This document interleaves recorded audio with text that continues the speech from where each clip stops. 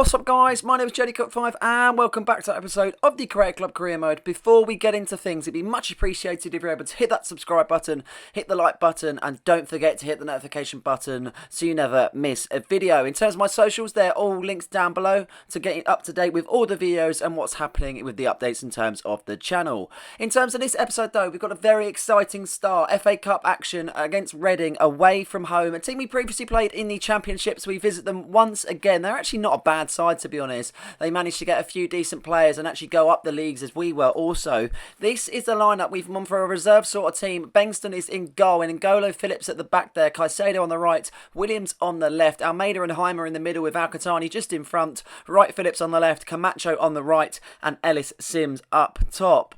We went into this game with a little bit of nerves. Obviously, previously when we played Preston North End in the round 3 of the FA Cup, we struggled and we took them to a replay, funny enough. And Reading start this game strong. And they know if they need to start this game strong, they need to be able to do it early. And that's exactly what they do there. They're just passing it about there really freely, just trying to get a kind of feel for the game then. As you can see, they're getting an inroad here on the right-hand side here as Amara's trying to see what he can do. Just holding the ball up, just trying to assess his options, not doing anything that's too risky to be able to lose the ball and put themselves in a dangerous area. But as you can see, it opens up perfectly. And Golo just sticking a foot out there in that initial reaction, and it will go out for a corner kick though, but a very bright start for Reading there. And as you can see, a lovely interception from N'Golo, just sticks a foot out, allowing the keeper not to have any sort of moves to be able to see if he could save the ball, because that would have been a very good opportunity at scoring. Is Nibs number 7 for Reading then, the man to whip it in from the corner then. As you can see, we clear it initially with Wright Phillips, but it falls out to Abbey. Decent block by Almeida and another block by Almeida, and it will go out for another corner kick. Prime chance for Reading here, and they've got to take everything they get. The more it goes on, the harder it's going to be. From another corner here, Nibs whips it in a deep delivery and Gola meets the header, but a decent save from Bengston in the end, straight down the throat as he clears his lines and he puts it onto Ellis Sims as we start to form some sort of counter-attack. Very much been quiet in this first 10 minutes, but we look to see if we can get ourselves going here as Heimer's been played in by Sims. Heimer's got a chance at goal and he's taking it absolutely perfectly. Gustavo Heimer, the Brazilian, has got his goal. Brilliant stuff as he celebrates. That's what you want, a lovely counter-attack goal, the first chance of the game, and we've taken it perfectly to silence the Reading fans and also quieten down the tempo within the actual game itself. Very, very good goal from Gustavo Heimer there as we went on the break. Sims has played him in really nicely with just a low-driven pass. Heimer took his time with his right foot and he just belts it into the corner there. Really well taken goal from Heimer, and that is a very much the case of a perfect example of a counter-attack finish. 26 minutes into the game, Reading haven't really got going since we got that first goal. The game sort of quietened down then. It's definitely got slower, that's for sure. We're not really possessing any attacking threat ourselves also, as Reading pass it about in the middle of the park there as Nibs is on the ball and he finds his teammate, the number 27 for Reading, driving on the right hand side as he looks to try and see intercepts his options, and he puts it onto Nibs. Nibs puts it into the box here as they've got a lovely chance for Vickers. He doesn't shoot though. Interception made by the defence as it falls to Phillips, and Phillips clears his lines. Another chance for Reading, but they just can't seem to take them so far as the nerves are starting to get to them there. As you can see, as they go on the attack, they're looking very bright on the attack. They manage to go into numbers basically and just being able to kind of push forward, but that last kind of bit, that last hurdle, they just can't seem to overcome. A lovely delivery into the box there as you can see. Brandon Williams clears it and it falls back out to Charlie Savage, the son of Robbie Savage then. As you can see, he's on the ball trying to see if he can create something for his side, but he just can't seem to do it. Then Savage on the ball once again, passing it around the right hand side as they look to try and see if they can just get an inroad. They're not interested about crossing it, they're more interested about passing it into the box there. As you can see, Brandon Williams battling for the ball and he finally wins it and he puts it onto his teammate Wright Phillips, who makes a pass onto Alcatani. Can we get a counter attack going as N'Golo cries for the ball as he puts it onto Wright Phillips? A lovely attack moving as Wright Phillips class 1, he skips 2 and he puts it onto Sims. Sims in a decent opportunity, and we've got 2 shots and we've had it 2 goals. We haven't exactly been the best side, but we find ourselves 2-0 up thanks to Ellis Sims there. A lovely effort on his left peg makes it 2-0 just before the half-time whistle is blown. Really, really good opportunity and we've taken that perfectly. Reading still assessing some pressure on the pitch and they're trying to see if they can push up forward, but once again we just hit them on the break and we use every inch of talent that we've got in this side. As much as we're playing the reserves, there's still a lot of hidden talent in this side, that's for sure. Keeper not really making any sort of effort for that one as it just goes past him there. Really, really good goal from Sims though as we go into the second half, and we know we just need get this, we can get this result. We're 2-0 up, we're cruising to be honest really. We don't have to do anything silly and just assess our options and just take everything a step as kind of goes on. Reading just passing it about in the middle of the park once again. They was really good at doing this. They was really good at holding the ball, and as you can see, Guinness Walker on the left hand side, a chance to put it into the box, but he just doesn't take it. The last minute it does, but unfortunately for him, Caicedo intercepts and and it will be a corner. Savage to whip it in then. Decent header. Ball's good as Caicedo. He gets it out. Alcatani heads it out. Onto Gustavo Heimer it goes there, as you can see. As Gustavo Heimer tries to see if he can get attack going there. Is he making a lovely bit of play? Sims is tackled then, and that is a rash challenge for sure. Abbey could be in some danger here as it looks to await the referee decision, and it looks to be he is sent off. Reading down to 10 men for the last half an hour or so as they continue on in this game, and it's going to be for 10 men. Unfortunately, Nelson Abbey, the number 32 for Reading, has been sent off. A very rash challenge on Ellis Sims, as he was pretty much through if he were to have beaten him, and unfortunately he's taken him out, and Reading will suffer for the rest of the game. At 10 men then. Reading looking to try and see if they get anything out of this game, but it looks to get from bad to worse then. Alcatani tries to whip in the ball. Wright Phillips meets it, but a decent save from the Reading keeper. Big chance for Wright Phillips to make it free, but yeah, as I was saying, a massive chance of Reading to really get one back, and unfortunately they've now gone to 10 men, so they're going to make matters even harder for him, but they don't really matter. Look, see, Guinness Walker's making a lovely run, but a touch too many, and it falls back out onto the touchline, and it will go out in the end. And unfortunately the minutes are just going down really fast for Reading now, as you can see. Still 2-0 at the moment. Reading not being able to make any sort of impact as Ellis Sims makes a 1-2 with Joe Bellingham, who's now come onto the pitch. Ellis Sims making a lovely run on the right hand side as he looks to try and see if he can get the shot off to make it 3-0, but a decent save from the Reading keeper. He still made a decent few saves in this tie, as much as his side are 2-0 down, but unfortunately it's not enough to get them over the line. A poor 10 men Reading are crashing out of the FA Cup, and we are through to the next round after that brilliant game, to be honest.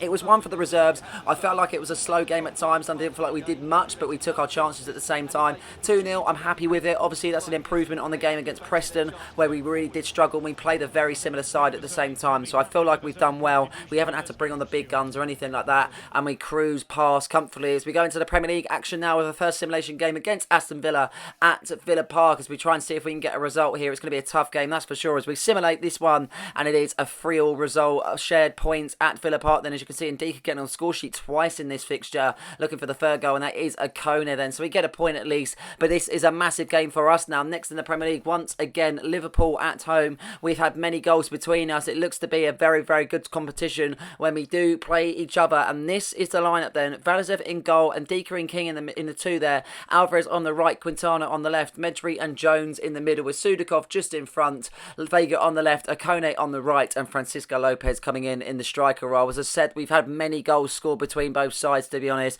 Big battles, and we've mostly come out on top against Liverpool. It's very much not been the case if they've been a bogey team and whatever. They've definitely been a very, very good bit of competition, that's for sure. But I'm hoping that we're able to get 3 points, but I'm a bit sceptical this time round. Liverpool are going to want to be gaining points. This is obviously where we've gained some points in the league, and we've been able to kind of go up. This is their time to try and see if they can claw back all 3 points and get a little bit of revenge on us as we get into the game then. 1 minute into the side, sorry. Quintana left hand side, he puts in Alexis Vega there as he makes a very quick run here, looking to make a quick start. He made a quick return in the last episode. Can he do it again against Liverpool? He's definitely a talisman for us, that is for sure. I'm not too sure if he's going to make it apart here, but he makes a lovely interception. Lopez can't get the ball into Kone then, really in a really good early goal in this tie to see Liverpool on a shaky start. There's Sudakov intercepts the ball as he puts it onto Vega. He makes a 1-2 there, as you can see. Sudakov still has an option. He's offside for the moment though, as Vega doesn't choose to pass it here as he runs on the left hand side. He cuts in there, as you can see, and he's trying to see if he can get past the defender, but he's proving to be a very tough bit of opposition here. Vega literally going switching left and right to try and see if he can skill him. He can't do whatsoever, but Kone makes the header. A really good opportunity to get us 1-0 up there as it hits the post, and that was very unlucky from Jonathan Okone as we get another chance with the Sudakov header.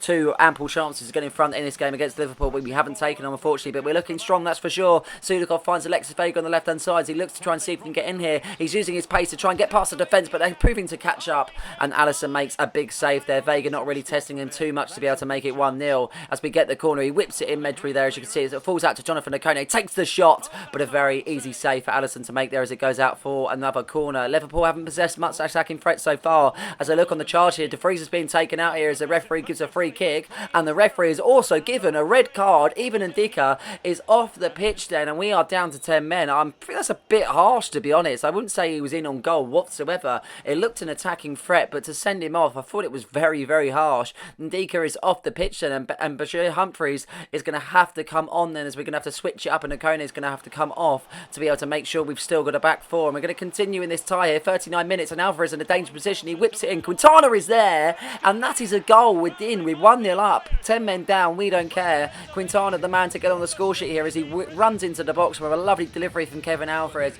He's so good at poking them balls into the box and having a lot of accuracy there, and as you can see, Quintana meets it, hits it first time as it hits on the bounce, and a lovely volley from Quintana in a danger position. He takes it absolutely perfectly there as Alisson gets on the wrong side of it. No way he was getting anywhere near that, and it is 1-0 just before half time then. That is what you want to see when you're down to 10 men. A little bit of passion, a little bit of pride, but Liverpool are going to know they need to start this second half strong, but they have got an advantage even though we are 1-0 up. As they look to push on then, and Liverpool charging into Vries on the left-hand side. He finds Pedro, his teammate. Pedro running into the box here as we trying to intercept the ball. He crosses it into the box. Bakayoko is there, and Valizev can't meet it. And just like that, they start the second half very brightly. Liverpool back into this as a number 9 for Liverpool. Has got the goal from a header. A decent, dangerous ball into the box there as Bakayoko meets the header. He's unmarked. Valizev does what he can to be able to get to it, but unfortunately, just not enough to be able to prove a difference. And that is 1-1 in this tie. I knew Liverpool will be coming back. They know they've got an advantage, and here they come now, as you can see. They're running in numbers. Pedro on the left-hand side. Gakpo puts him in. A lovely ball once again. Bakayoko makes it with the volley this time, but it wasn't to be. Nice save from Valizev as we're now going to make some substitutions. I feel like we need a bit of height, so Ellis Sims is going to come onto the pitch. Joe Bellingham's going to come onto the pitch, and Louis Barry also coming off of Vega. He's been very poor, but obviously we can't really slate him too much on his couple of games back as Curtis Jones loses the ball here in a dangerous area. Liverpool trying to capitalise on that, as you can see, as they pass it into the box. A lovely delivery. Cody Gakpo, really good save from Valizev, making himself big in that one,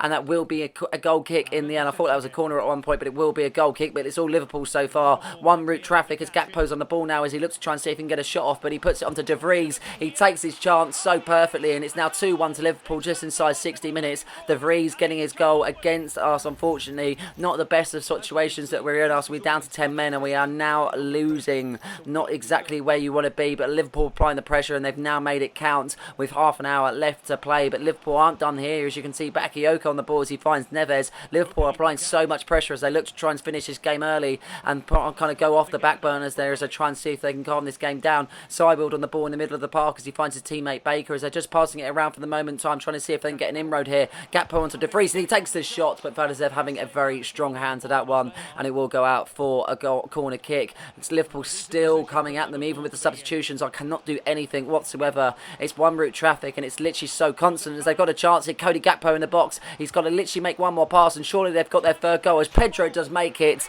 and it is 3-1 to Liverpool, and he knows that's the winner. He knows that's game, set and match, and that's exactly what that is. Liverpool 3-1 up literally with minutes to spare, and that will pretty much be a victory for Liverpool, and it's been a deserved one, to be honest. Liverpool have been the better side, that's for sure. The 10 men doesn't help. I would have liked to have known how I would have fared with 11 men, sorry, but it's one of those, we have to take the opportunities when we get them, and we didn't really have many to take in the first place. Not a lot of chances being made, and unfortunately we just suffer in this one, and it will still continue though as Liverpool look to push on in the free kick. Cody Gakpo wins it, and unfortunately our distance goes from bad to worse. 4-1 for Liverpool now as he gets his goal, and I'm pretty sure Ndoghi's his goal scorer, and he certainly is the Italian wing back. He's got his goal, a very good goal from the number 6. He rises above the defenders, and they make it 4-1 as the stadium now empties out. The fans have seen enough, I've seen enough to be honest, but we still continue. Literally minutes to spare as Liverpool on the break now again. Once again, they're literally just coming at us. It was just waves after waves after waves of attack. Nothing could be done whatsoever as Ndoghi's on the left hand side, so he looks to cross it into the box there. He passes it to Pedro.